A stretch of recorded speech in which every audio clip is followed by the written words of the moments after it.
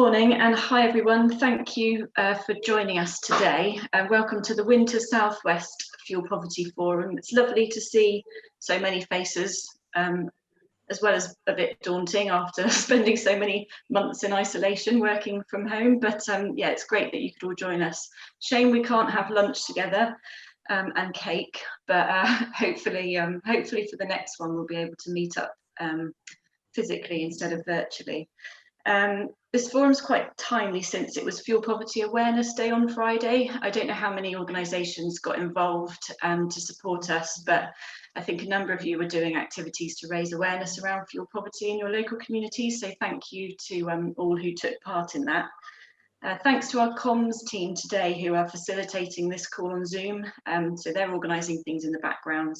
Hopefully it will run smoothly, technology permitting. We've got a number of other NEA colleagues on the call today as well. You will spot them, I think, and they'll be helping us with the workshop later on. Thank you to our speakers also for joining us. They've all logged in, so hopefully everyone will be able to connect okay. Hope you'll agree we've got quite a good varied agenda that covers some important topics, so you should find today quite useful, hopefully. A few housekeeping bits. Please stay on mute unless you are a presenter or helping a presenter or in the workshop session where you'll need to unmute yourselves for that. But please stay on mute for the rest of the time just so people can hear the presenters better. And if everyone can open up their chat box, I think the option is at the bottom of your screen. There's a chat button. If you can open up your chat box, that's where we'll be taking questions for the presenters. So if anyone's got questions as the presenters are speaking, please type them in the chat box and we'll try and answer most of them in the session. If there's lots, we'll ask the presenters to answer them after, and we'll get back to you via email. The session will be recorded and a link sent round and shared afterwards. So if you need to disappear for a bit or if you miss bits, don't worry, it will be recorded and sent round. So we're going to start today with an update from Kirsty Horton from the Department for Business, Energy and Industrial Strategy. So we're quite grateful to Kirsten for being here today. We've been trying to get Basil on for a while, so thank you for joining us, Kirsten. Thanks for having me. Yeah, it's nice to be at the Southwest Fuel Poverty Forum. The first NEA event I ever spoke at was the Southwest Forum 2 years ago. I went down to Exeter. Might have seen a couple of you there at that time. So it's nice 2 years later now to be back, to be sharing with people. Obviously it's a bit different. I'm here in London right now, but it's really nice to see you all. So I'm just going to share my screen now. You can let me know how well it works. How's that? Great, thanks, Louise. So my name is Kirsten, as Louise said. I am a senior policy advisor at Bayes, working on fuel poverty strategy. So what that means on a very practical level is that right now I am updating and editing the fuel poverty strategy to get that ready for publication. But on a wider level, what that means is that I work with all of the various teams across government who interact with fuel poverty and whose policies affect fuel poverty in some way. And I try to bring those teams together, make sure we're all pulling in the same direction, and try to answer the questions of people like you and make sure you can get in touch with the right people across government as well. So today I'm going to provide a bit of an overview of some of those teams that I work with, some of the different policies we have in government to try to help people in fuel poverty. And then I'm happy to take your questions as well. I also have an email address here, so if you have something very, very technical or very specific, I will put you in touch with the correct policy lead rather than just taking a punt at it myself. But most of your questions I hopefully should be able to provide some useful information on. So to start off with, I think there's been a lot of interest and a lot of excitement over the Green Home Grant Vouchers program. So this program was announced in June and launched in September. Any household can receive up to £5,000 including landlords can also receive up to £5,000 to provide them with energy efficiency or low carbon heating measures, which could cover up to 2/3 of that measure. But if you're a low income household, if you work with a low income household, that household can receive up to £10,000 towards energy efficiency and low carbon heating measures that can cover up to 100% of it. So if they need £9,000 worth of insulation, that can be entirely covered by government. Applications and information about this is through the Simple Energy Advice website. So you can find any further information you need, but that scheme has started delivering now, and at spending review last week, the Chancellor said that it would be extended for an additional year with an extra £320 million. So there will be additional funding provided for that scheme, and there will be an extra year for that scheme to deliver. So very worth having people apply. The Green Homes Grant Local Authority Delivery Scheme will be delivering $500 million worth of energy efficiency and low carbon heating measures over the next couple of years. The scheme focuses on those with a household income of under £30,000.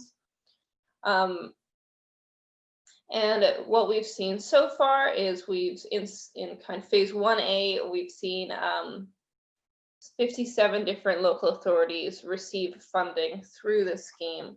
We now have a phase 1B open until the 4th of December. So you have a couple of days left to apply for that if you are a local authority. And then next year we'll see phase 2. Phase 2 will be a little different because it won't have central applications into government. Instead, what it will have is it will be working with local energy hubs. And those local energy hubs will be deciding what kind of bids they want to take forward.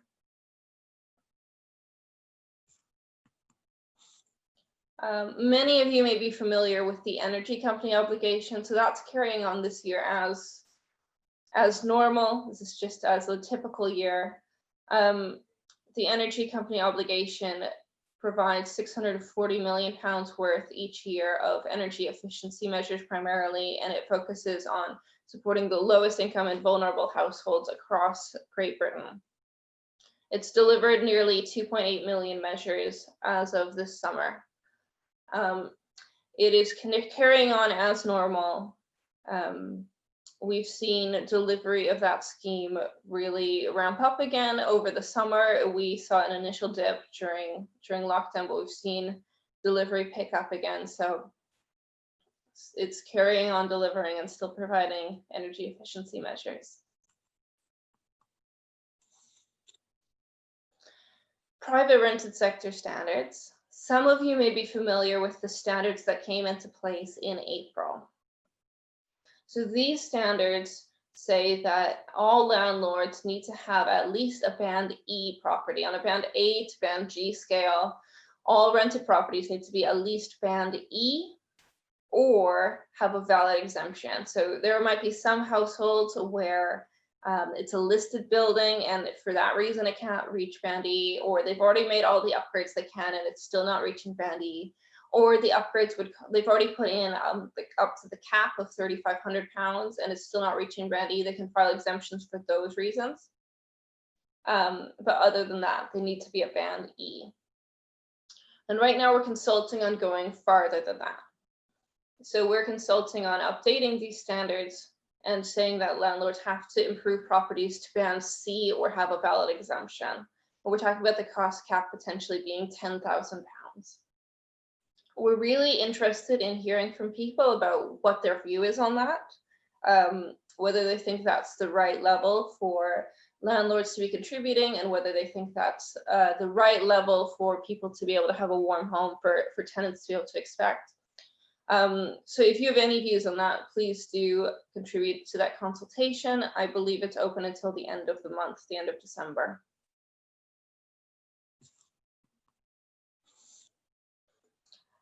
Many of you may be aware of the warm home discount. So that's a £140 rebate provided to more than 2 million low-income and vulnerable households each year. Low-income pensioners who receive the guarantee credit portion of pension credit generally get this automatically. They should be getting it automatically. Other households who are qualifying do need to submit an application to their energy provider. So this is the time of year for that. If you have any households you're supporting who you think might be eligible. More broadly, energy suppliers this spring agreed to support households affected by COVID-19, and that agreement is carrying on. We are still seeing energy suppliers abiding by that, and they all still are signed on to that agreement. So if there's a household you're supporting who's been affected by COVID-19 and they're struggling with their energy bills because of that, or not bills, maybe they're just concerned about going out to top up their prepayment meter, going to the shop. If for whatever reason they're having problems with their energy because of COVID-19, please encourage them to contact their energy supplier. Two extra things I didn't originally have on my slide, but updates since last week's spending review. We also have a social housing demonstration fund. So we are looking at social housing decarbonization. We had an initial fund of £50 million that we expect all of the grants for that to be going out in the next month or so. At spending review, they announced that there will be some additional funding for that project, so we will have an additional year of that project. And we will have as well some additional funding that's available for domestic energy efficiency. It hasn't been allocated yet to a specific project as far as I know, but it will be for domestic energy efficiency. So I've got my contact details on the screen here, but what I really would like now is to give you the chance to ask me any questions you have, and we can go into more detail in whatever areas of this presentation you're most interested in, or any other areas that affect fuel poverty you'd like to talk through. So hopefully that's helpful. I will stop sharing my screen now and happy to take any questions. Thank you, Kirsten. Yeah, that was a really good update. We have a couple of questions. The first one, you might be able to see them on your chat box, but it was, the first one was, well, I think most of them are about green homes grants. Okay. Not surprisingly, but it was, the first question was from Tim Jones in Cornwall, asking how many vouchers have actually been issued, if you know that. Do you know sort of how the scheme is progressing? I don't know the exact number. I do know there have been some vouchers issued. The first one, I believe, was issued a couple of months ago. But I do also know that it has been a fairly slow start. There have been a lot of applications, but there have been a fair number of applications where they haven't received their vouchers yet. So I do ask for your patience if you've applied and you haven't received the voucher yet. As I've said, we've extended the scheme for an extra year as well. So hopefully that, we know everyone wants to get their measures as quickly as possible, but hopefully that does take a little bit of the pressure off. Yeah, I think the extension is definitely a welcomed sort of move to avoid the sort of panic of trying to get installers and vouchers. You know, panic and insulation don't really go hand in hand. They don't, no, and the quality of work is obviously really important. So we, yeah, it's great that there's now more time to ensure that mistakes aren't made. The next question was about whether there'll be regular sort of monitoring reports that are published, like there is for ECO, where we get an update on the sort of installations that are taking place. Will there be sort of publicised reports about the scheme?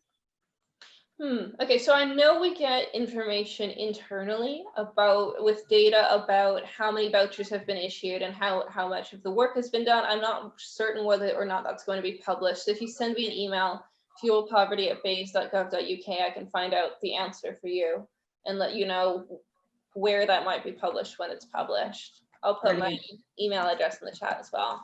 Thank you, that would be really helpful. Yes, we've got more questions coming in now. We can probably only take one more. There's one from Tim again about the MEES exemptions. That might be one to take back. What was it? Sorry, let me take a look. It is about how the MEES exemptions can be tightened to be more effective. No, that's actually, yeah, that's a great question. And I have at least a bit of an answer here. So Okay. in the consultation that we've published and that's currently open for views, we've set out a couple of thoughts about how these exemptions can be, how we can make sure that exemptions are compliant, and how we can really help landlords to do the right thing. And one of the things that we've suggested is a new exemptions register, so that we'd have all landlords registering in that who are within scope of the regulation. So those landlords who maybe have a property that's band D to band G, they would all be registering. Some of them would be registering the exemption that they're under, or talking about what they've spent so far to get up to band C. So that's what we are looking at, but we would be really interested to hear your views on that consultation. And if you have any additional views on how exemptions can be better managed, we would really, really appreciate your expert opinions. Like, that's really what this time is for. So Brilliant. any views that you have, really, really welcome.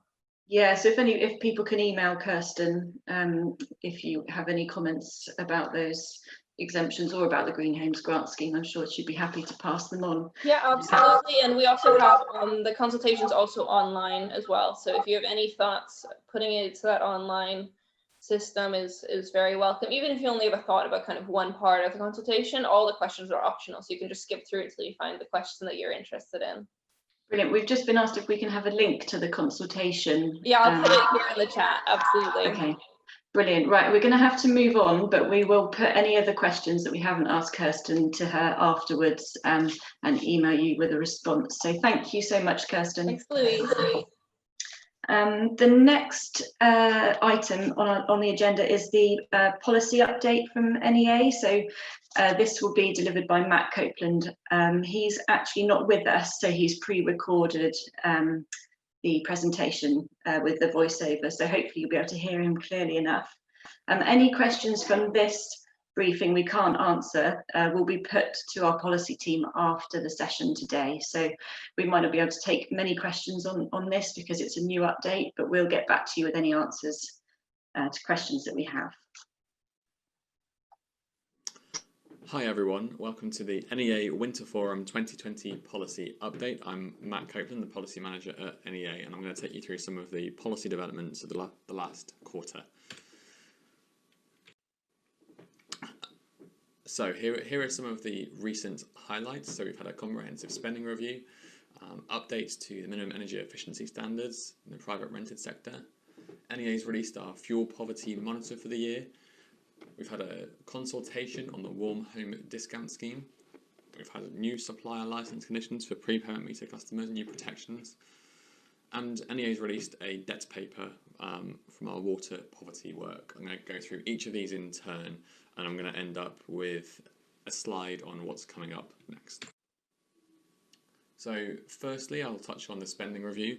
This happened at the end of November, and going into this, NEA were calling for 5 things, and it's useful to remember as well that this was initially going to be a spending review that allocated funding for government departments for 3 years, from 21 to 23, but the Chancellor changed his view on things and wanted to allocate funding for 1 year only because of the crisis. We made these asks when we thought it was a longer review, so we wanted clarity on the warm home discount for the period 21 to 26. We wanted full implementation of those Conservative manifesto energy efficiency schemes, the Social Housing Decarbonisation Fund and the Home Upgrade Grant Scheme. We also wanted an extension for the energy company obligation to 26. We wanted to ensure the Shared Prosperity Fund, which is a replacement of the EU structural funds that we'll lose after Brexit. So we wanted that fund to be announced, and for that money in that fund to be allowed to be used to improve homes in terms of their energy efficiency. And we wanted to extend and strengthen the increased universal credit for low-income households to keep that £20 a week uplift. So going through each of these in turn, we saw different levels of success. So we have had a year's clarity on the future of warm home discount with a consultation that I'll go through in a bit. We've got 1 year's worth of funding for what we're assuming is the Social Housing Decarbonisation Fund, a new home upgrade grant scheme for fuel poor homes. So seems like we have the first year for that funding. We previously, the week before, in the Prime Minister's 10-point plan, received confirmation that ECO will be continued until March 26, and will maintain its focus on low-income and vulnerable households, which is great. The Chancellor did announce that the Shared Prosperity Fund would start, and that money could be used to improve housing. We unfortunately did not get the increased universal credit we hoped for, or maintaining that increase that we hoped for, but we're still hopeful that we can get it before April next year when that increase ends, and we'll be continuing to campaign on that issue. So that's the spending review, a relatively successful one for NEA and what we were trying to achieve from it. Next is the minimum energy efficiency standards for the private rented sector, which my colleague from Bays has, I believe, would have taken you through already. But just to reiterate, so Bays are consulting on extending the energy efficiency performance standards in the private rented sector so that they reach EPC C by 2028, with landlords being required to spend up to £10,000 to meet that new standard. They've also consulted on whether that should be £10,000 or £5,000 or £15,000.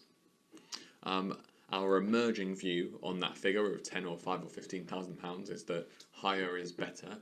£15,000 would upgrade 60,000 more fuel poor homes to EPCC than a £10,000 cap, and it would cost on average landlords £600 more per property. We think that's really good value to get that many households up to EPCC. But we also think that the stick of that regulation, because it is a lot of money, it should be complemented by a carrot. And those carrots could be, for example, a tax exemption for landlords purchasing energy efficiency measures, for example, the landlord energy saving allowance that had previously been in place in the 2000s, and allowing landlords to access grant schemes like has been done in the Green Homes Grant. However, if landlords do have access to grant schemes, we believe they should not be able to increase rents for a number of years afterwards. We've landed on 3. We don't think it would be fair on tenants for landlords to receive money from government, but then increase their rents on the back of that. The impact assessment for the consultation does assume that landlords pay for measures by increasing rents, so we do think there needs to be some mechanism to stop them doing that if they're paying for those energy efficiency uplifts through grants.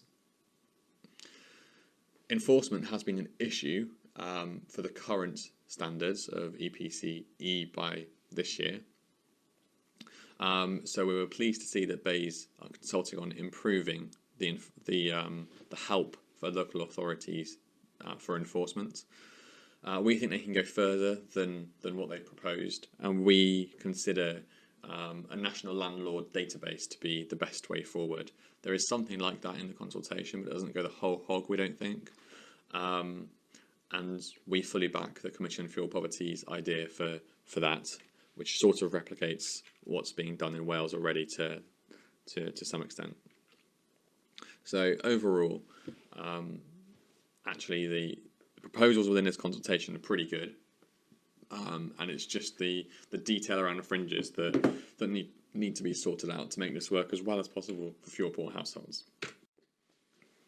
Onto the fuel poverty monitor. So you may be aware that this is a report that NEA releases every year, looking at the state of the energy market for fuel poor households. This year we focused on coronavirus because what else could we do? And we used our own work on the ground, so we spoke to our own guys running projects to see what experience they'd had over the spring and summer, but we also talked to other organisations to see how they'd been affected by the crisis and how the people they were helping had been affected. And for households, we saw 5 main impacts. Firstly, an increase in energy use as more people were spending more time at home, and obviously that gets more acute over winter as we are still in lockdowns, and spending more time at home during the heating season means a lot more energy use. Secondly, a reduction in income. Lots of jobs have been lost, lots of people placed on furlough, and generally incomes have reduced. Third, those two things lead to increased affordability issues and therefore debt, which leads in turn to energy rationing and more self-disconnection for prepayment customers who face real challenges in keeping their meters topped up. Fourth, we've seen, because of the pandemic and really in spring and summer, installers finding it much more difficult to do their job. We've seen a huge reduction in smart meter and eco installs over that period, meaning that fewer prepayment households had smart meters so that they couldn't top up remotely. They'd had to go to the shops where maybe they'd been told to stay inside, and fewer households would have received energy efficiency upgrades than otherwise. It is important to note that smart meter installations spiked quite a long way towards the end of summer and autumn. I can't imagine. We're on track for these now. Still, those reductions in spring will have a fairly And profound it's effect. easily spending about £10 a day on cigarettes. Fifth, there are difficulties in accessing support, especially where households were digitally excluded or spoke English as an additional language.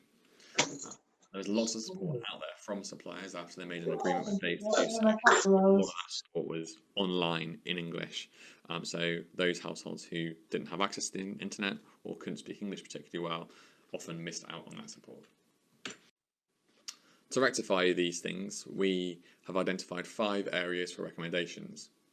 Firstly, better identifying need, so using data sharing between suppliers and the PSR, between government and suppliers with the Digital Economy Act, sharing data on benefits, and also making better use of the shielding patients list to identify those households who are most at risk of coronavirus and also having to stay at home, to identify those households who are most in need. We think that this data sharing is really important and needs to be accelerated. Secondly, raising awareness and communicating support in a more accessible way, so use of more languages, use of more formats, not just digital only, to make sure that people know the support that's available to them and can access that support.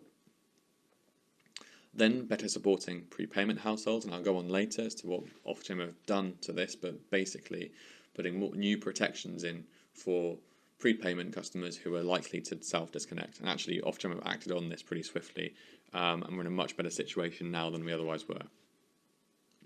Next, addressing utility debt, and I'll talk about our proposals for debt later in the presentation, but really government contributing more to addressing debt in terms of contributing money would make a massive difference for households. And last on the list, addressing a hiatus in policy making. So we know that the government quite rightly changed its focus from the more general energy strategy, fuel poverty strategy, towards combating the virus. Now we're in a position where we need movement on a lot of things. We're a white paper not having come out yet. Maybe it has come out by the time you hear this recording. We have a fuel poverty strategy that we're expecting. A decarbonising heat in home strategy, lots of things we're waiting for, and we need a direction to move in, and this needs to be done relatively urgently. So we made lots of more recommendations than that in the paper. I'd urge you to have a look at the monitor, to have a look for yourself. Next, on to the warm home discount extension. So I mentioned this in passing earlier, but BEIS have consulted on the future of the warm home discount, and they proposed a single-year extension to it. And their proposals are essentially to maintain the rebate part of the scheme. So the core group and broader group as is, it remains as is, and the £140 rebate remains as is. And to slightly change the industry initiatives part of the scheme so that it better handles debt, in Bayes' opinion. So our view on this was that Bayes should prioritise ensuring that the required legislation to secure the scheme for next year is expedited. We think there's a real risk that the legislation won't get over the line before the start of the scheme. And if that happens, then industry initiative projects will be delayed, which is not an acceptable outcome. So we think this needs to be expedited. We think that those broader changes that NEA has campaigned for, so that more people can receive a rebate, should be accelerated. We understand why Bayes didn't feel they could do it next year with the crisis just happened and a delay to the legislation, but that needs to happen from the year 22 to 23. And lastly, the proposed changes to industry initiatives should be carefully consider the trade-offs. So more money for debt clearance means less money for energy advice, debt advice and benefits advice. Those are often more valuable than fuel vouchers and shouldn't necessarily be traded out. But on the whole, good to have this extended, and we hope that the legislation can go through relatively swiftly. Next, and again I mentioned it earlier, Ofgem are implementing new licence conditions for all suppliers with regards to prepayment meters and repaying debts. And this is the culmination really of quite a big piece of work that Ofgem have been doing to better help prepayment customers who have a high propensity to self-disconnect. So 2 years worth of work has gone into identifying the scale of the problem, identifying some potential solutions, and Ofgem are implementing these 3 changes to the licence condition in reaction to what they've heard. The new rules will mandate suppliers to identify prepayment customers that do self-disconnect. So suppliers will have to identify their self-disconnecting customers, and through other licence conditions they will then need to offer them appropriate support. Suppliers will also now, all suppliers have to offer friendly credit, emergency credit and additional support credit, so top-ups for struggling households. They don't specify minimum amounts for those support mechanisms, just that they have to be offered. You may be thinking that most suppliers do offer these, but not all do, so this is quite a good step forward. It standardises it across the industry. They must be offered. NEA did campaign for minimum amounts for these, but Ofgem have chosen not to be that prescriptive, which is a route that Ofgem prefer to take with a lot of things. Lastly, and probably making the most difference to the households that we work for, are integrating ability to pay principles into the licence, and this covers all customers in debt, not just prepayment customers, and that ensures that suppliers have appropriate credit management for, policies and guidelines, that they make proactive contact with customers, that they understand from that an individual customer's ability to pay in terms of the amount they can afford, that they set repayment rates based on the amount that a customer can afford, that they ensure the customer understands the arrangement to pay back the debt, that the supplier monitors that arrangement after it's been set up, and if a customer has a failed repayment, that they re-engage with that customer to understand their ability to pay in new circumstances, and then set a new repayment rate based on that new ability to pay. So a customer is never paying more than they can afford. This is really important because it sets repayment rates at a much more reasonable rates for each customer. And we've already seen some suppliers start doing this before the licence condition comes into play in the 15th of December. So these changes have already had a tangible impact on people's lives, which is exactly what we were looking for when we were campaigning for these to come into place. So we're really happy that these are in place. There's more that Ofgem can do to support households, but this is a really good start. And the last thing I want to talk about is debt. And my colleague Jess Cook has put together this fantastic paper, Surviving the Wilderness, looking at the landscape of personal debt in the UK, and it considers water debt, energy debt, and council tax debt. And Jess looked at the scale of debt across those 3 sectors, what it means for households, and then what we recommend to help households to deal with that debt. And we have 5 recommendations. Firstly, that the government should bring forward breathing space legislation, which is new legislation expected in spring next year, about May, to give households breathing space for their debts, so an extra 6 weeks to start paying off their debts if they want it. We think that should be brought forward in time, so before May, and that the 6 weeks should be extended to longer. I think in Scotland they have 6 months. We also think that companies should consider whether they can implement this earlier themselves without the legislation, much like some suppliers have done with the ability to pay principles that I've just talked about. Secondly, that the government should make contributions for payment matching schemes. So some water companies have offered payment matching schemes where if a customer puts in £2, they'll put in £1 to clear the debt. We think the government should consider how they can play a part in that in both water and energy. Thirdly, those ability to pay principles that are now in play in the energy market should be made consistent across all utilities, making debt repayment much easier for everyone. Fourth, those opportunities for maximising data sharing between suppliers and between utilities and between the government utilities should be explored to ensure that customers moving into financial difficulty are caught at the earliest possible opportunity. And an example of this is that because water is not a priority debt, people tend to default on their water bills earlier than other bills. And if that information can be shared across sector, then we can catch people before they fall into difficulty in energy, for example. So this is really important. And last, we think all utility companies should consider how a single definition of severe indebtedness can ensure that customers are treated fairly. Now I'm going to talk quickly about what's coming up. So there's lots of significant developments and milestones coming up. I have an energy white paper that will be wide-ranging, considering generation, networks and retail. So that's really important for all of us because it will say how the energy market works. We have a decarbonising heat and building strategy from BEIS, which is obviously very important for fuel poor households because it will determine how we decarbonise our heating and who pays for that, how much it will cost, and all of those things. We have a fuel poverty strategy underpinning lots of these things that I'm hoping my colleague from BEIS has talked about. A national infrastructure strategy has just been released, which, to be fair, just defers a lot of decisions to the decarbonising heat and building strategy, but sets out that this is a priority for government.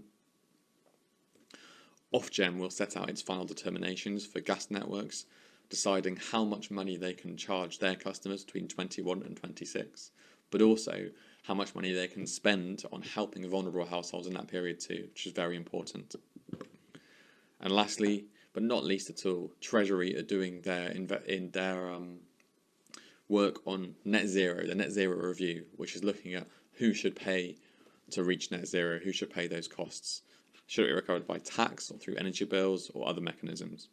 They have an interim report due quite soon, and there will be some very interesting results there on Treasury's thoughts. There's lots more coming up as well, but we think these are the main things. So thanks for listening. If you have any questions, then let the organisers know, and policy team will try and answer them as best as possible. But I hope you enjoy the rest of the forum. Thank you very much. So lots to get through there in the policy update. There seems to be an awful lot happening, despite the strange situations we find ourselves in with lockdown. There's an awful lot still going on. We've just added one extra slide, which I'm going to hopefully share my screen. Just something that was announced on Friday.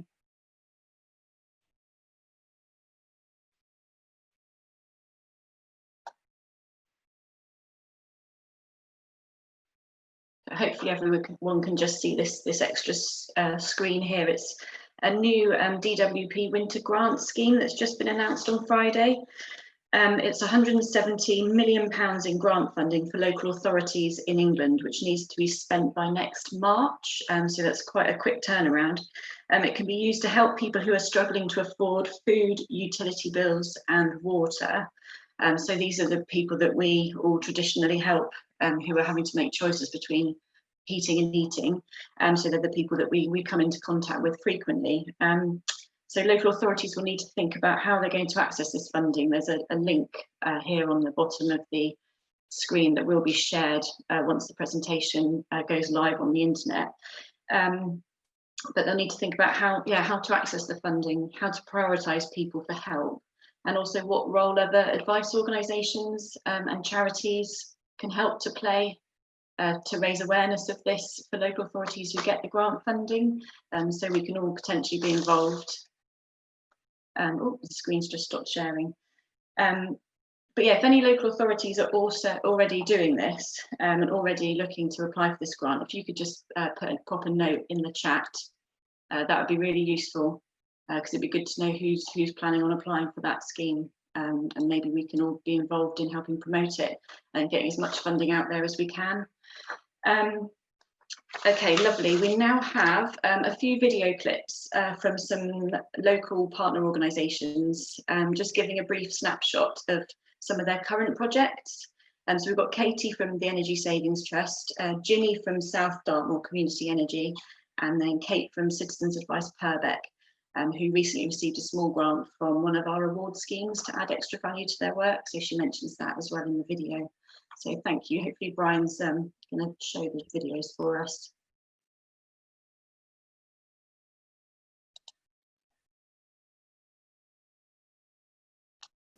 Good morning, my name's Katie Revel and I'm a Development Officer for the Energy Redress Scheme.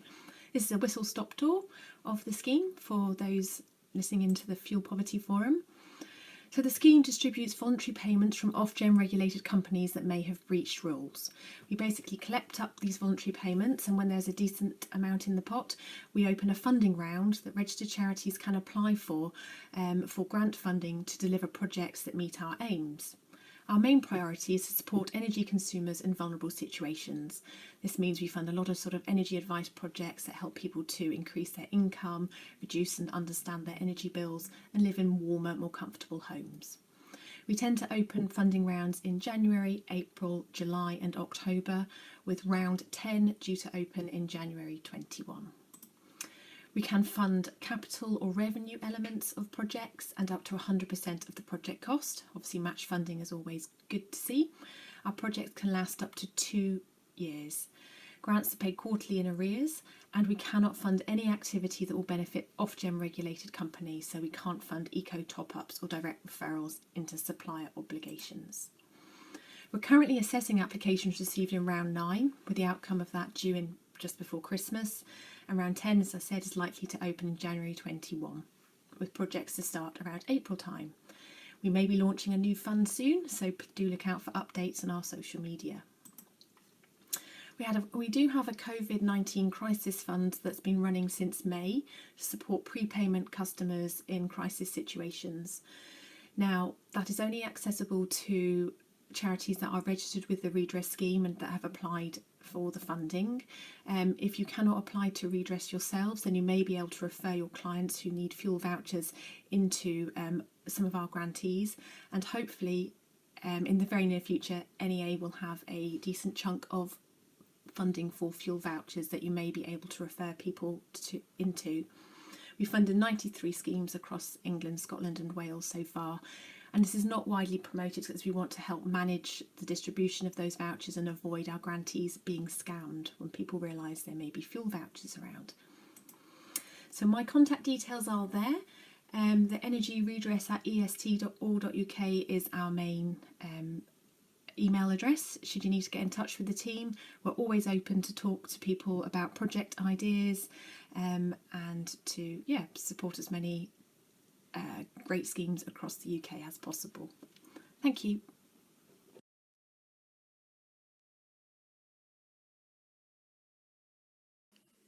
Hi, I'm Ginny, one of the Home Energy Advisors at South Dartmoor Community Energy.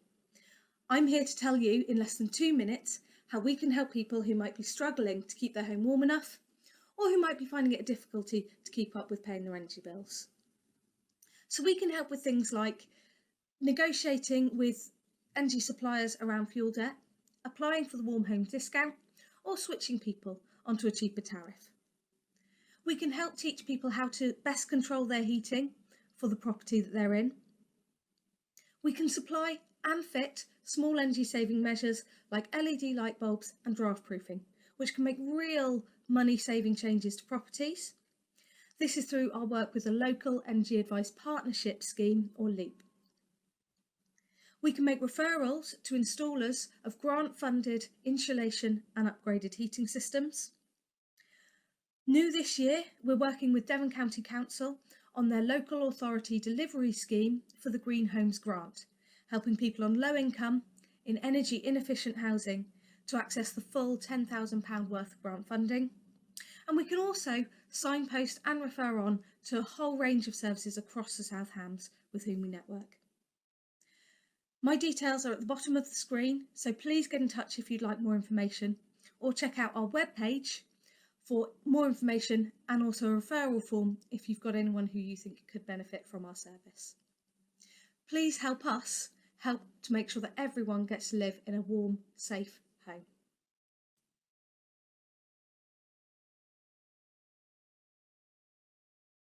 Hi, I'm Kate. I'm Project Manager at Purbeck Citizens Advice. Just to explain, we've got a number of energy projects running at the moment. Two funded through the Energy Saving Trust. One in Dorset, Keep Warm for Less, focusing on households with a disability or health condition.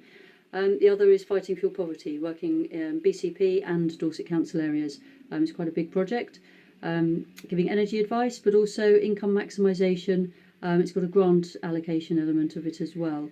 So making sure that households really get not only good energy advice, but also advice around their whole sort of situation to try to get them out of the situation that they may currently find themselves. We're also issuing the prepayment meter vouchers, as well as issuing surviving winter grants with Dorset Community Foundation. Obviously, we work in sort of close cooperation with local councils, food banks, etc.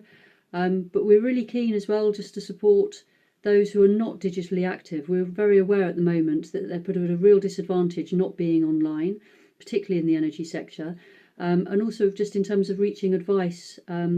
It's very difficult. Everyone assumes that we're on email, we're all on internet. So we've got a project running with the Utilita NEA High Five funding, and that's really to get posters and leaflets out into the local area, into the top-up locations. And this we see as being really important. Those people obviously can't access to top up online, having to go to post office or PayPoint outlets. So yeah, reaching out to those people just to make sure that everybody can access good energy advice. That's what we're here for. Thanks. Bye. So thank you to those organisations who provided the clips. It's also worth us saying that we currently have top-up vouchers for prepay customers who miss out on the warm home discount. So we've got a pot of money to provide £140 worth of top-ups for people who either miss out because they aren't quite eligible with their supplier, but they're still at risk of fuel poverty, people who were Utilita customers that didn't apply in time to their own warm home discount scheme, or people who are with perhaps suppliers, small suppliers that don't offer the warm home discount. We can offer them top-ups if they qualify and if they've got prepay meters. And we're also going to be doing more EST redress top-up vouchers in the next 2 weeks. They should be coming online, so you can refer into us. But also, if you get inquiries from households that are out of your own area, we can deliver those vouchers nationally, so we can potentially take those clients on from you to help them if they're in other areas of the country. So get in touch with me if you want to find out how to make referrals into us. Sorry, we're running a little bit behind schedule, but we're now going to welcome Marie from the EDF Energy, who's going to talk a little bit about the support they're giving to their customers at the moment. Thanks, Marie. Hi, can everybody hear me? Can you hear me, please? Yeah. Yeah, lovely. Thanks for having me. So it's been really interesting so far to listen to the updates. It's been a while since I've come to one of the forums. So I really wanted to touch on just to kind of, just over the next few minutes, just talk about is some of the things that we do at EDF to help vulnerable customer households during, the winter season, but also, if they're struggling with their debts and things. So, this year being one of the key times that we're really seeing an increase in the number of customers that are impacted by the loss of income, impacted by debt, and just what we can try to do, I guess, in our remit to try and help those people. So at EDF we follow what we call our 5 steps of support. So what we try to do is encourage customers who are struggling to get in contact with us to start with. And then what we do if we identify someone who is vulnerable or is struggling to pay, we look to do a tariff check and a consumption check, just to make sure that they're on the best tariff or the cheapest tariffs for them, and check that they're paying the right amount for their energy. And then we look at the eligibility for things like eco and warm home discount. The step 3 is we look at their ability to pay.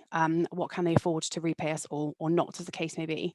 And then that leads on to step 4, which is about our partner support services that we do have. And that's what I really want to kind of talk in a bit more detail.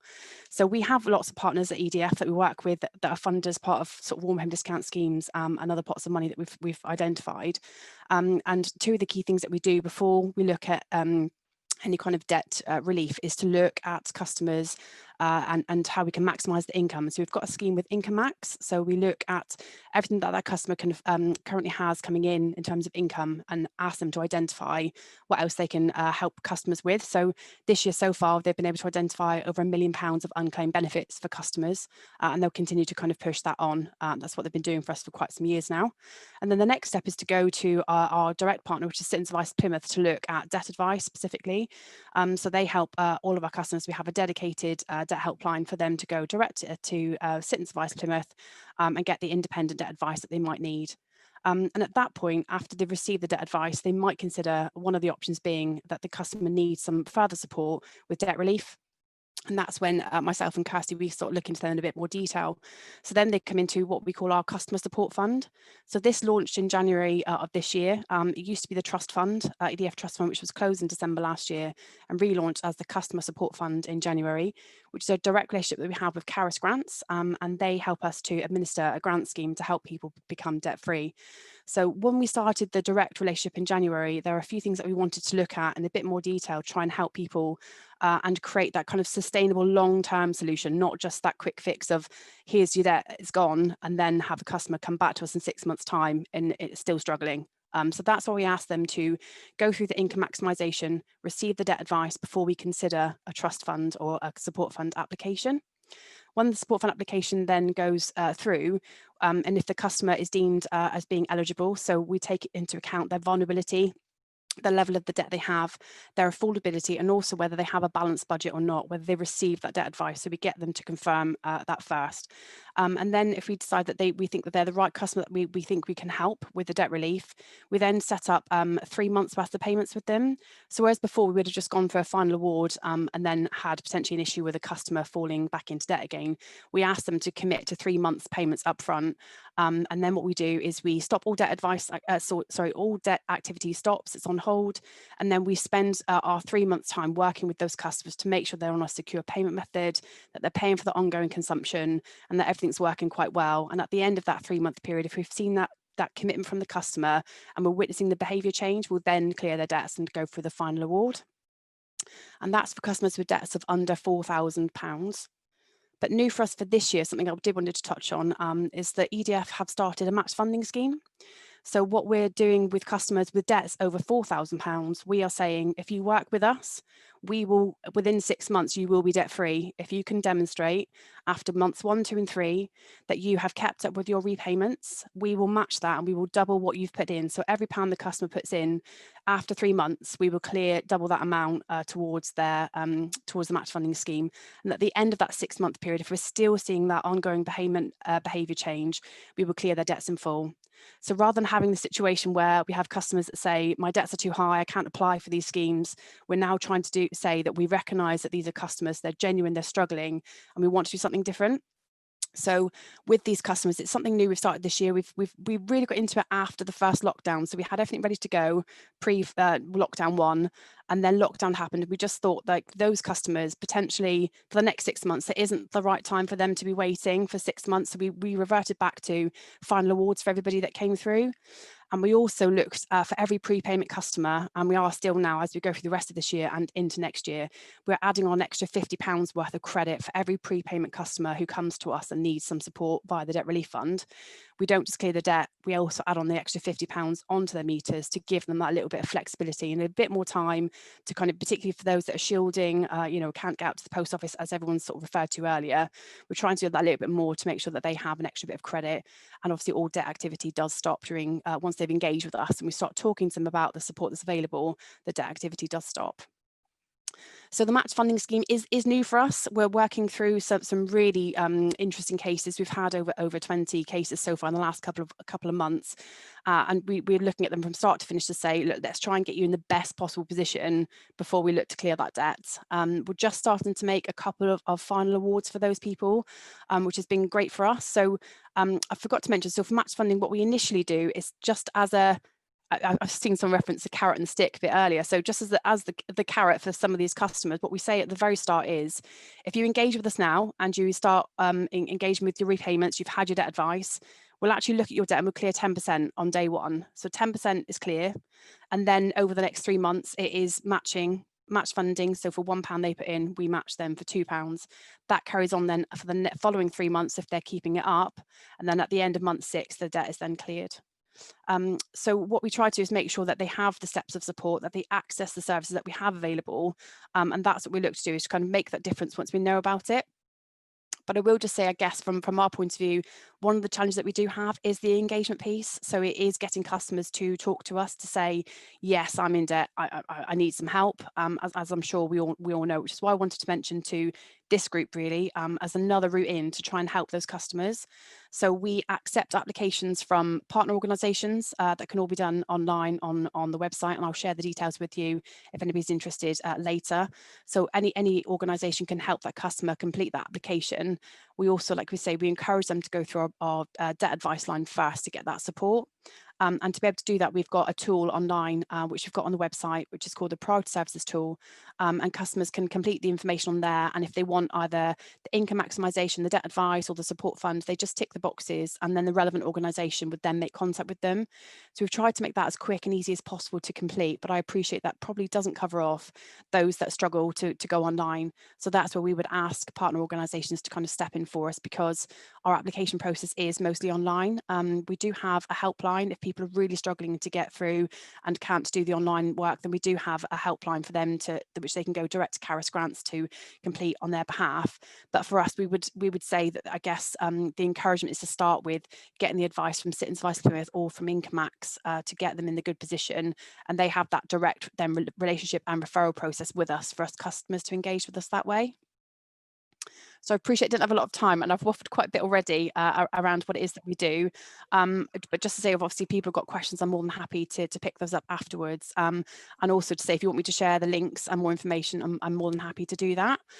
Just very quickly before I finish, I just want to mention in terms of some of the outcomes that we're achieving. So by setting up the support fund in this way, we're converting some of our notorious non-payers into paying customers. So when we started this, we had 25% of the people that were applying to the fund weren't paying us at all. And within 3 months, we saw that payment behaviour commitment change, and they are all still paying for their ongoing bills. So what we've tried to do is we know that people need some support. What we would like to do is just try and get them to the best place possible so we can really see that it makes a long-term difference to them. Because then for us internally, and for me and Kirsty kind of working with the powers that be within EDF to say this is the right thing, we're actually able to show and demonstrate that we're saving money by helping customers keeping up with their payment commitments, ongoing payments. We're saving money on debt, we're saving money on the costs of actually delivering the debt activities. And actually what we could then do is see those customers turning into the customers or changing their behaviour that they can actually afford their ongoing consumption, which is obviously a really critical point for us at the moment. And with COVID-19, we are prioritising those customers wherever we can. We've seen 50% of the people that come through for us for the support fund now are saying that they've been impacted by COVID-19. They have a loss of income or reduced income, and therefore we're looking to prioritise those and get them through the fund as quickly and seamlessly as we can. Thank you, Marie. That's great to hear that you're sort of changing the way you do things, given the circumstances. And I know the match funding schemes work really well for water companies, and they ensure that then customers go on to make regular payments in the future because they get used to that sort of habit of paying in that way, and it's a real sort of way of changing people's behaviour. So it's great to hear that you're doing that, and thank you for the update. I think your colleague Kirsty's posted some of the links, and if we get any more questions, I'll give them to you afterwards. Is that okay? Of course, it's fine. Thank you. Thanks a lot. So we now have our own Michael Hamer from NEA's technical team, who's going to give us an overview of some of the newer technologies that are involved in the sort of decarbonisation of heating agenda, amongst other things. And he's also going to talk about our new training course that's a new sort of technical training, which is new to our repertoire of fuel poverty courses. So I think hopefully you'll find it really interesting. Thanks, Michael. Okay, thanks, Louise.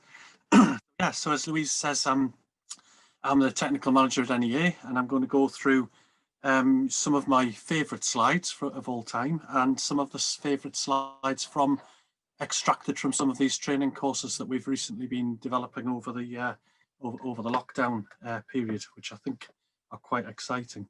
So I'll come to that in a lot more detail later on. So one of the sort of important matters that has been cited internationally is climate change. This is actually one of our modules as well, as you'll see later. So next to the pandemic that we're going through, we've got climate change and all of the effects of that. You know, the greenhouse gas emissions, the deforestation, global temperature rise, and so on. But we mustn't forget that it's not just about climate change. It's working with the mitigation for climate change in among health issues from the Marmot report cited a few years ago, the NICE guidance that came out a few years ago. We've got the embarrassing situation that that the UK has on an international stage on the excess winter deaths. So we perform particularly badly on that. And then there's that the fuel poverty statistics and the work of all of the people on this forum today, all sort of competing but not competing, as you'll see on my next slide, one of my favourites, working with climate change for the benefit of all of these things. So recently, I've been at loggerheads with some people trying to link climate change to fuel poverty, and some people get it and some people don't. So one of the frequent sort of backlashes I get when I'm in conversation with people is, I'm not interested in CO2. This is all about keeping warm. But actually the two can work hand in hand. So about just over a year ago, the Committee on Climate Change published a report on the UK's ambitions to reduce greenhouse gas emissions. And our Chief Executive, Adam Scorer, released a blog, which I absolutely love. This is one of my favourite slides I mentioned. So he said in that blog, we agree with the committee, ending fuel poverty and ambition for our climate are indivisible. And this is something that a lot of probably everyone on this forum has always recognised, but some people don't. They work in a tunnel vision sort of way. So he went on to say there's now a huge opportunity for the UK government to demonstrate how the most vulnerable people in our society can be the first to benefit from this necessary transition. And then hot on the heels of that blog that he published in May last year was to coincide with the publication of the fuel poverty statistics. And again, he reiterated the point that a commitment to net zero carbon economy will require committing to energy efficiency at a far greater scale than has been to date, something we all recognise, I'm sure. And then he went on to say, if our responsibility to the fuel poor means anything, we must start these actions in the homes of those people who are blighted by fuel poverty. You know, one of my favourite slides again, and I show this quite often. So a couple of slides from one of our modules that we've just finished writing, and this is my sort of attempt at an Al Gore inconvenient truth sort of couple of slides. And this graph nicely demonstrates the increase in carbon dioxide concentrations in the atmosphere over not many years, sort of 60 years or so. And the CO2 parts per million levels have gone from 316 to 409 in that period of time, followed by the associated temperature rise. So we've seen a 1 degree rise in temperature over that similar period, lagging slightly behind the CO2, obviously. So there are a couple of slides from the course, and this is a nice sort of inconvenient truth sort of slide, and it shows very nicely over the period of monitoring by the Met Office that we're seeing a dramatic increase in temperature. The 5 cooler years, sort of 60 years ago or whatever, and the 5 warmest years that have occurred since 2006. That's quite a stark sort of image, I think. So hot on the heels of all of that, that climate change recognition and the reports from the Committee on Climate Change and so on, there was a raft of government policy to try and to reduce these greenhouse gas emissions, CO2 and methane and other gases. I'll not go through all of them, but sort of fanning out from those in a tree diagram of various actions that we see in our daily lives. And the Energy Act came, the energy performance certificates, for example, which we which sort of dominate our lives in the buildings and fuel poverty arena. Just following on from what Kirsten nicely introduced earlier on, are some of the funding streams that have come out as a result of those policies. So we've got the Green Homes Grant Local Authority delivery that we talked about earlier on, that Kirsten introduced to you, the Social Housing Decarbonisation Fund demonstrator, that I'm sure many people on this call will be very familiar with, having put bids in the last couple of weeks. And prior to that, DEEP, the demonstration of energy efficiency potential, the electrification of heat project, which has just gone live a few months ago, taking people off the gas grid and fitting heat pumps, for example, to name just a few of those. And then, sort of at another level, is the off-gem schemes that are all geared up to reduce carbon dioxide and assist in the alleviation of fuel poverty. So a few of those that you'll be familiar with are, the renewable heat incentive, the feed-in tariff, the energy company obligation that we just heard about a few minutes ago, and warm home discount again that we heard about. So all of these working sort of harmoniously to attempt to alleviate fuel poverty, and at the same time alleviate mitigate against carbon dioxide emissions. So just for the sort of cynics among us, and I'm not one of those, but recognise why the question might be raised, is that taking people off the gas grid and putting them onto electric heating, heat pumps or whatever, actually electricity is not that clean. But as you can see from this graph, which is taken again from one of our recent modules that I'll go through, the electricity is getting significantly better with the decarbonisation of the grid and the increase in renewable generation. So I mentioned I wanted to show you some of my favourite slides, and this is one of those. And really, all I want to get from that is that, a house, a domestic property, is quite a complicated thing. We've got all of these measures and devices and so on interacting with one another or competing against one another, often not harmoniously. And then behind that, we've got the generation of electricity and the distribution of electricity and gas, all with their own goals and projects and so on to decarbonise their activities. So coming back to basics, where sort of I am, the energy hierarchy, is, as you know from your energy courses that you've done and so on, that the first stage is behaviour change in education, and then installing energy efficiency measures, and then installing renewable generation on properties. I put that in again as a slide that I sort of stole from one of our training courses that are about to go live. So Louise mentioned she wanted to talk about some new technologies and so on that we've been involved with. And I thought I'd show you this because it's one, it's in your area, and another, it's one of my favourite projects. So this was a project where we installed batteries, rather large domestic batteries, but small in comparison to sort of DNO activity. So we installed these 13.5 kilowatt batteries in some off-gas grid properties in North Devon.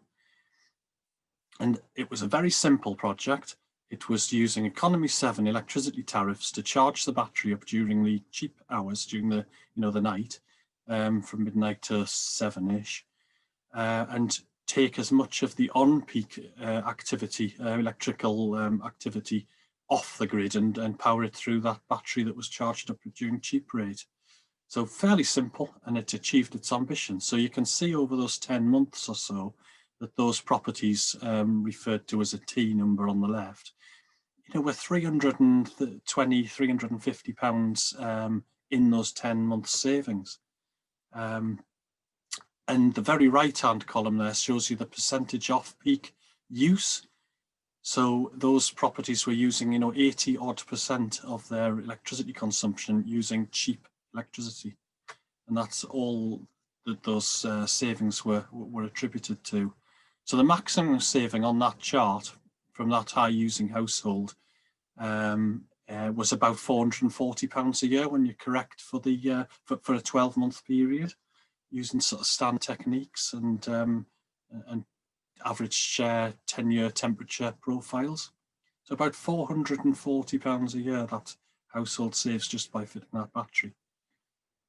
And battery prices, again, sort of for the cynics among us, are still relatively high.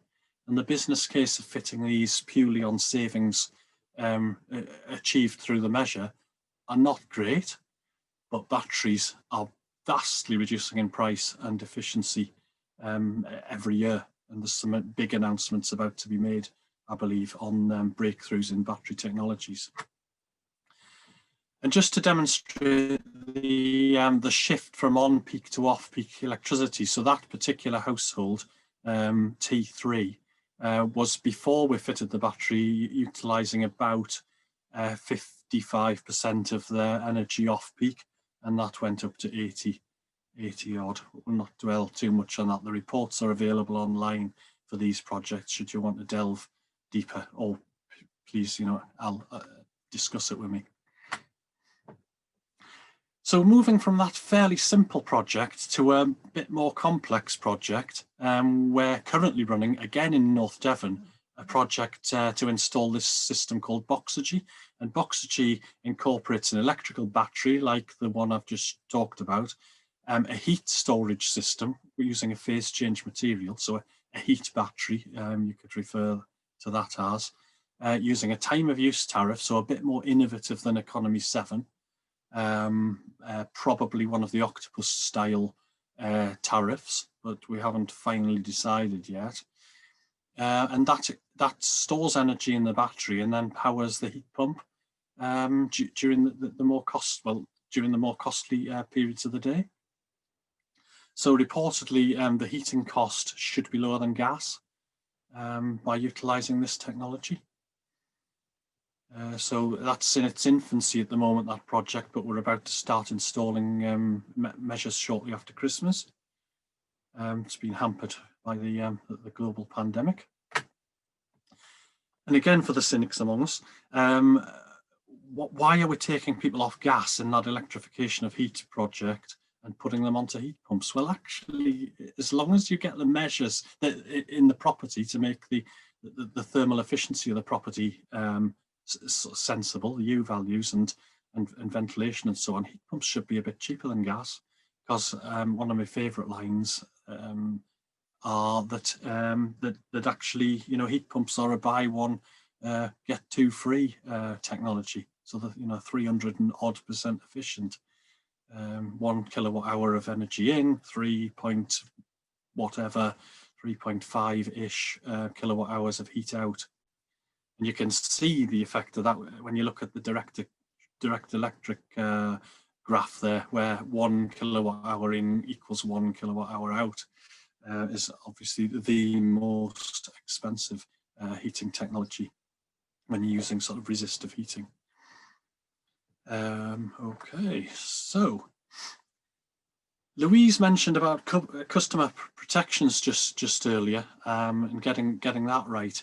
So a few years ago, and still is, the landscape for the customer is very complicated. If you're trying to select a renewable energy installer, a electrician, even a gas engineer, is quite complicated.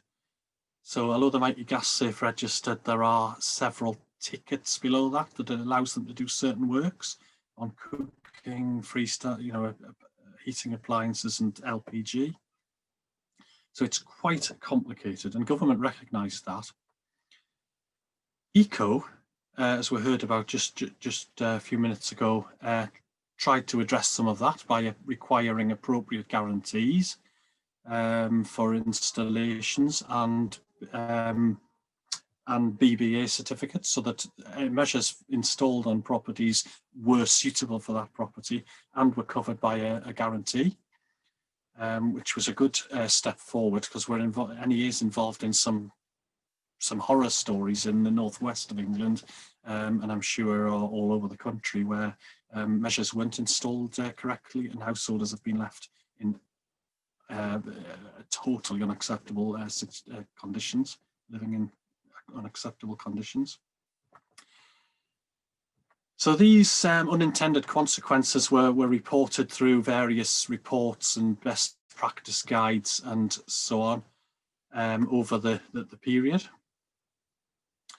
And out of all of this was born the Each Home Counts Bonfield report, which we'll almost certainly all be familiar with. And out of the Bonfield report were born the Trust Mark. So Trust Mark's a nationally recognised, government-endorsed quality standard, which requires installers to adhere to and comply with PAS 2030 and 2035 standards.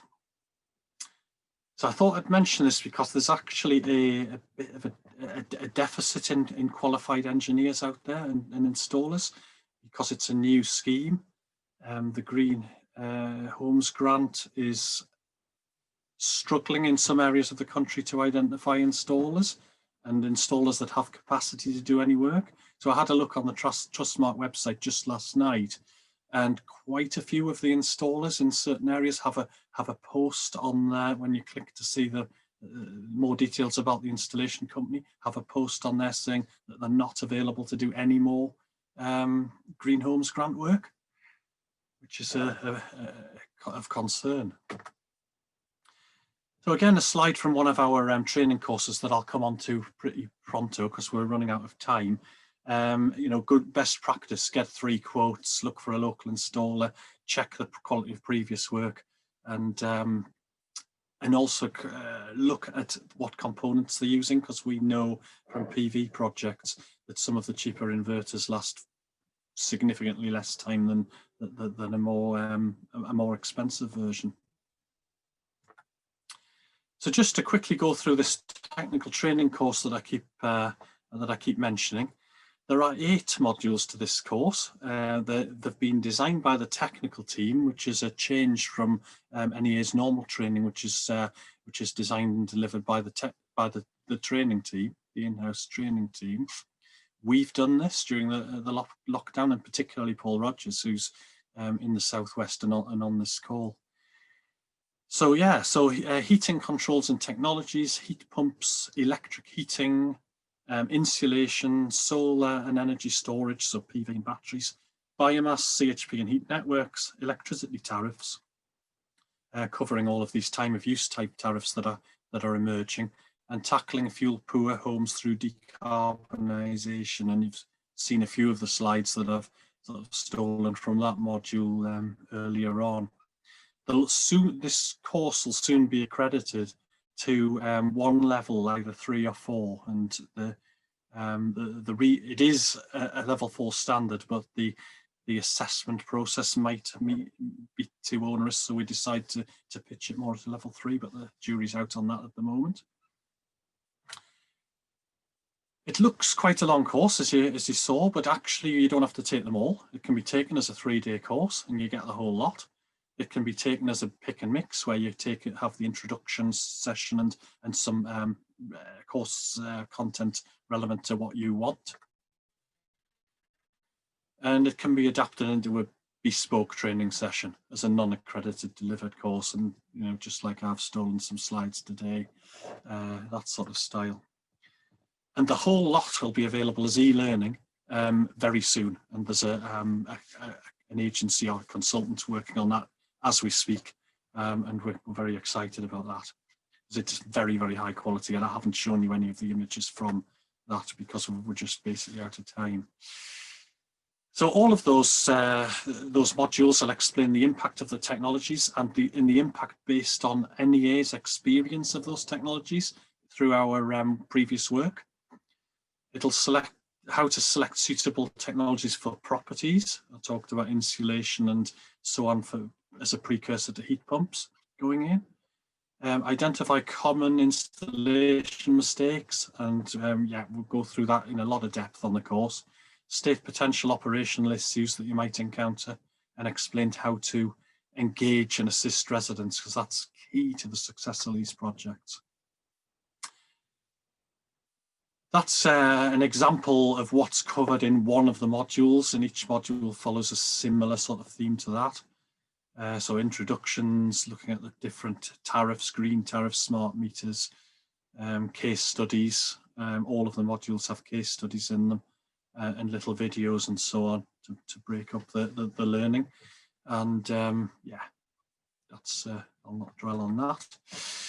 And I think before Louise sort of shouts at me or whatever, I'll leave it there. So thanks, Louise, and I'll unshare my screen. Thanks, Michael. Just go back. Yeah, I just thought we had an update at NEA from Michael a few weeks ago now about the training and the new sort of technical team offering, and I just thought it would be useful to share because it's something sort of new and fresh that's going to become much more part of the fuel poverty agenda, sort of going forward with the decarbonisation of the gas network happening. So yeah, thank you for that, and I'm hoping to go on the training myself. So hopefully we'll see a few other people doing that as well virtually. So we're running a little bit behind schedule, but not too bad. So if this is our opportunity to stretch legs and get a cup of tea, if anyone wants to do that, just a 5-minute break before we come back to do a bit more about the Green Home Grant Scheme. We've got a talk from Kate at CSE, and then we'll move into workshops for the last 20 minutes. So if we want to go and get a drink, come back within 5 minutes, so back by 11:30 if that's all right, to start the final session. That'd be lovely. Thank you. And thanks, Michael. If there's any questions, I don't think there's many questions on the chat, just some sort of positive thoughts really about the training. But if anyone wants any more information about the tech training, we'll circulate it as and when. Yeah, sorry everyone, 5 minutes wasn't a huge amount of time to stretch legs and get a cup of tea, but we're yeah, running a tight schedule. So I think most people are back with us. So we're going to move into the final session of this morning, which is not surprisingly all about the Green Homes Grant Scheme, which seems to be the topic of choice at the moment.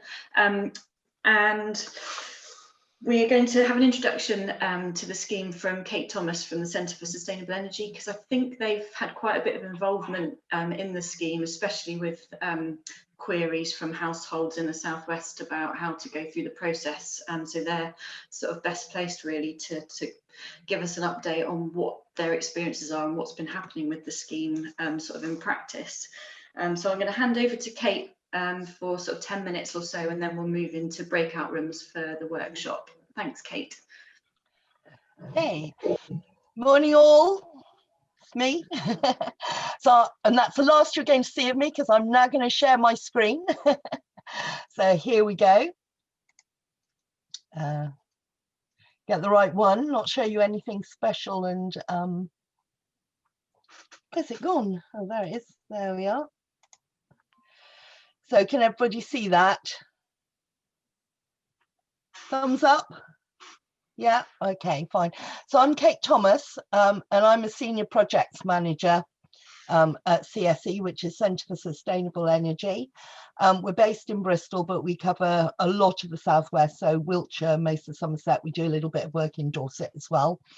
And as soon as they announced the grants, we started getting lots of calls to our advice line. And we've also been working with particularly the Somerset local authorities, developing some of their LADS bids, which is Local Authority Development or Delivery Scheme. I'm not going to go over the stuff that we went over this morning, so I'm going to whip through these. We can come back.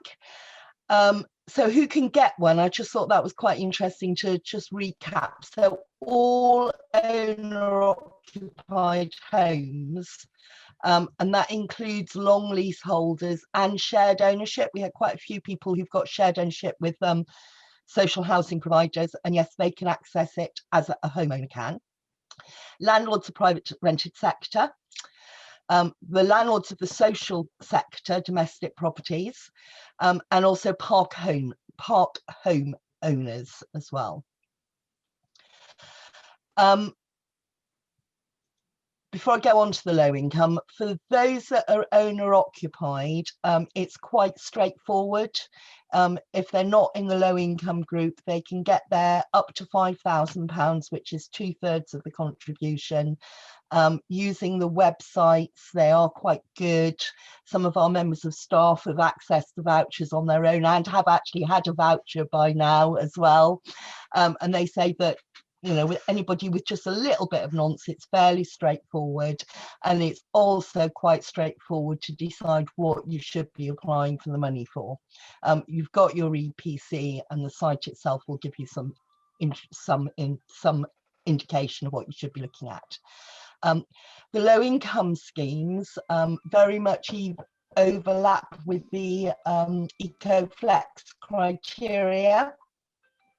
So households receiving income-based or are eligible, or if you also get DLA or PIP, there is not the income requirement, and you can get up to £10,000 for the property. And as I said, there's the address, and it is quite easy to apply. The problems start coming in when you look at what measures are covered. So for the Green Home Grant Voucher scheme, they're split into primary and secondary. And if you want to do any secondary bits, you have to have done a primary bit. So the primary is insulation, which is your solid wall, your cavity wall, your underfloor, your loft, your flat, the whole lot. Or you can look at low carbon heating, and that's really an air source heat pump, a ground source heat pump, solar thermal. There again, the list is a little bit longer for owner occupiers. In theory, you could go for a biomass boiler, but people aren't that keen on going for those. And then the secondary is the draft proofing, the windows and doors, and your heating controls. And that's quite interesting, heating controls, because as we all know, appliance thermostats and TRVs can make quite a big difference, but it's the sort of thing that up till now there's never been any funding available for.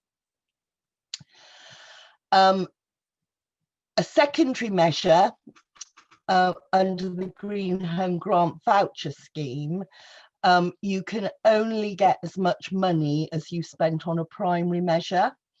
And this has actually caused some problems for some people in that they're in solid wall properties.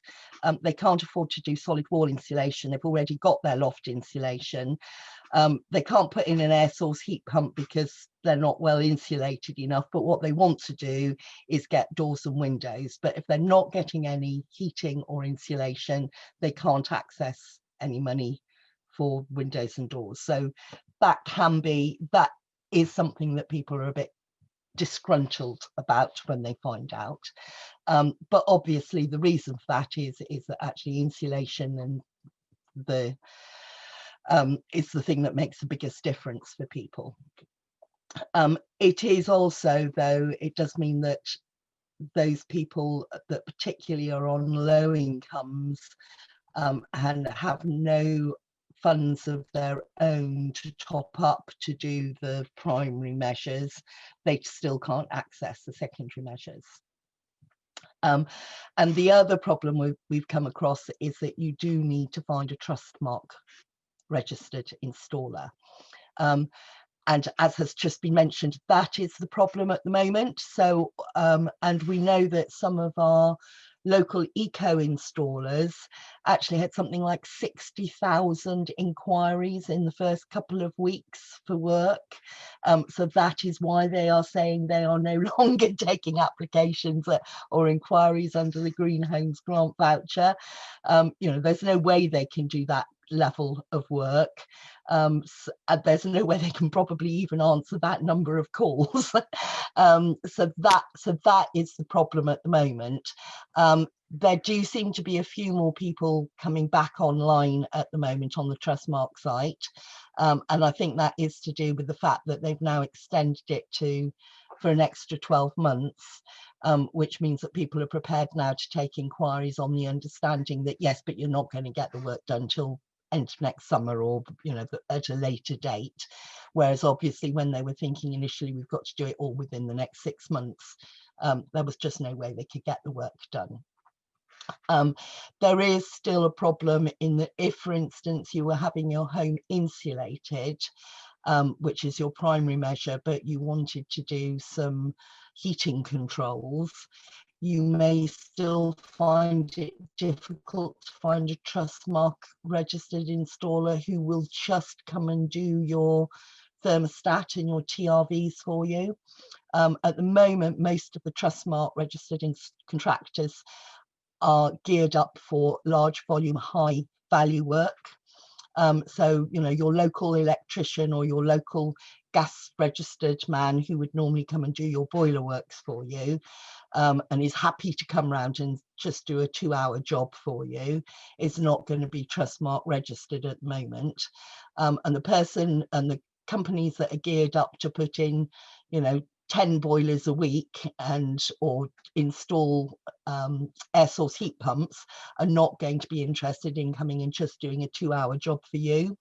And for instance, if you were living in Taunton at the moment, the nearest registered installer for your heating controls is going to be in Bristol. So you know, that makes it even more unlikely that they're going to want to come down to Taunton to do a 2-hour job for you. And a little bit better for the microgeneration, so your PVs or your thermal installations, because that's just the MCS microgeneration certification scheme. And to be fair, most people that do that type of work will be registered under that scheme. So there is LADS funding across Somerset, and Somerset councils are applying for more funding. To be fair, all of the LADS funding that was applied for, you really had to be geared up in advance and know what you were going to do. So a lot of the applications seem to be for existing schemes that they could just make bigger or do quicker. So the majority of the work in Somerset that there's funding for is for social housing upgrades, but there is some money for low-income households as well.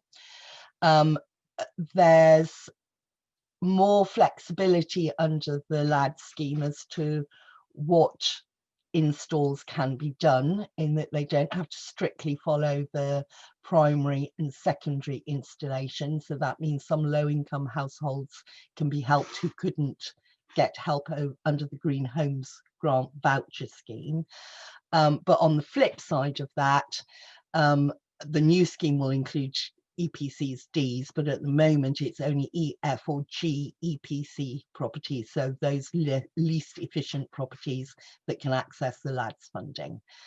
Again, max grant is £10,000, and the measures must be fully funded for the low income household. So again, the householder is not going to be asked to contribute £500, but then if an extra £500 is needed to do the work, that's got to be found from another grant source in order for the work to go ahead. So you can't combine the Green Homes grant and the LADS funding. You can use ECO and the Green Homes grant or LADS, but they have to be used for completely different measures. So you could, if you're on a relatively low income household, you could get ECO or EcoFlex funding for your cavity wall insulation and your loft insulation, and then you could apply for a Green Homes grant for an air source heat pump, for instance. If you do for an air source heat pump, the contribution will be taken off any of your renewable heat incentive grant. But that will still help lower income households because the RHI is paid in annual, as an annual instalment, which is not very good if you just haven't got the money in the bank to do the work in the first place. So whereas the Green Home grant would do an upfront payment towards that. And again, you can use other council grants and warm home funds grants with the GH or LADS. I suppose the only other thing I wanted to say about that as well is for low income households, we have realised that there needs to be a little bit more support to help them work out whether they should be going for a Green Homes grant or whether they should be using ECO or EcoFlex monies. So, both will pay for insulation measures. Our gut reaction is that really you should go for EcoFlex for your insulation if that's available. But then on the other hand, if you want to do your doors or your windows, you might want to go for the Green Home grant because then you can get some money towards your doors and windows. So it's not a one size fits all. You do need to not just look at what you want to do this year, but perhaps think about what you might want to do next year and in the future. The main issue, as I say, is that there's lots of people want it and there's only a limited number of Trustmark people available to do the work. We are working to see, to try and encourage local builders to apply, but there is a cost associated with the past 2030, and if your local builder thinks they're only going to do 2 or 3 jobs a year that are going to require it, they're probably not, it's just not worth their while at the moment. So I'm sure that will change though, because it's not just something we know about, it's something that BEIS know about as well. Issues with the application, as I say, if you're used to doing stuff online, our thoughts are that it's well documented, people can navigate around it well. It's not that digitally inclusive. You can ring, but we gather you then get a paper form, which is not necessarily as easy even as the online form. And again, installers have actually approached us and asked if we could help sort of with casework with completing forms.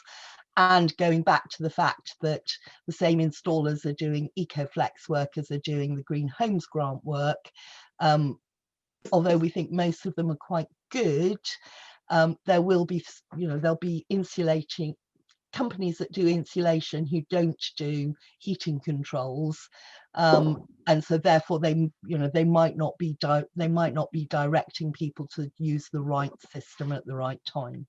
So that was a whiz through. Thank you, Kate. I don't know if we've got any questions. There were some questions, but we might have to save them for afterwards, if you don't mind, because they're well, one of them is about can Trustmark installers subcontract out to non-Trustmark installers? Do you know, as long as the Trustmark installer carries out the quality check, which was quite a Yeah, that's quite a pertinent question, I think. It is, and I'm not sure. I know that some of them do subcontract, but I'm not sure whether they're not subcontracting to other Trustmark registered installers. So I will check. That will be one I'll need to check. Okay, thank you. I think I'll kind of put the other questions together and give them to you after, if that's all right. To Yeah, no, that's then we'll fine. circulate them. But thanks for the introduction. So we've probably got about 15 minutes, if people don't mind going over by 5 minutes. If we can spend 15 minutes in the breakout rooms, and we've got 4 sort of workshop questions around Green Homes grants that we'd like you to help us with, just to seek your views on your experiences of the scheme so far. I think we're going to type the questions in the chat box, so that once we've got into our breakout rooms, you can still see the questions in the chat box for your group. So there should be, I think, 5 breakout rooms. There are 4 members of NEA staff on the call, so there'll be one of those in each of the 4 rooms, and we'll be scribing and taking notes. If in the other group, if someone could volunteer to be the scribe, that would be brilliant, and then share with me your notes afterwards. We're not going to ask groups to feedback straight after. We're going to do that via email once we've sort of put all of the responses together. We'll send you out all of the responses afterwards. Everyone, sorry, we quickly get back into our main group. Thank you for taking part in the workshops. I hope there was some useful discussions and something we can take back to the policy team. We'll save the all the comments in the chat box, so we'll try and put any questions that weren't answered to the speakers and get back to you with responses, as well as any of the comments that were made during the workshops. We'll include those in our notes as well. So if the I think there were 5 breakout groups. If the breakout group that didn't have a member of NEA in can email me with your notes from the workshop, that would be brilliant. And that sort of brings us to a close for today. I don't think we're evaluating the forum formally, so if anyone's got any comments that they want to make, if you can send feedback to myself or any of the team, that would be brilliant if you want to. And yeah, special thanks to the speakers today and to the team in the background who've been making sure everything runs smoothly. I hope you have enjoyed it, found it interesting. All the content and links will be available on our website shortly, and we'll send that round once that's uploaded, so you can have a look if you've missed anything or if you want to go back over anything. So I just wanted to say thank you really for joining us. Hopefully we'll see you physically in the spring, fingers crossed. But yeah, it's great to see so many of your faces and hear about the work that's going on. There seems to be a lot going on despite the challenges that we're facing. So thank you very much for joining us, everyone. And if you've got any final comments or questions, just pop them in the chat box and we'll get back to you. So thanks for sticking with us.